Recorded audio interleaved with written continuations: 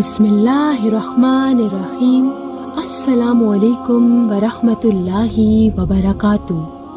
آپ صلی اللہ علیہ وآلہ وسلم نے وحی کے رک جانے کے زمانے کے حالات بیان فرماتے ہوئے کہا کہ ایک روز میں چلا جا رہا تھا کہ اچانک میں نے آسمان کی طرف ایک آواز سنی اور میں نے اپنا سر آسمان کی طرف اٹھایا۔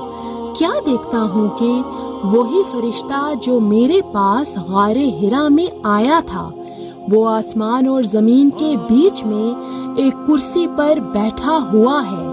میں اس سے ڈر گیا اور گھر آنے پر میں نے پھر کمبل اوڑھنے کی خواہش ظاہر کی۔ اس وقت اللہ پاک کی طرف سے یہ آیات نازل ہوئی: اے لحاف اوڑھ کر لیٹنے والے، اٹھ کھڑا ہو اور لوگوں کو عذاب الہی سے ڈرا، اور اپنے رب کی بڑائی بیان کر، اور اپنے کپڑوں کو پاک صاف رکھ اور گندگی سے دور رہ۔ اس کے بعد وہی تیزی کے ساتھ پے در پے آنے لگی۔ جزاک اللہ۔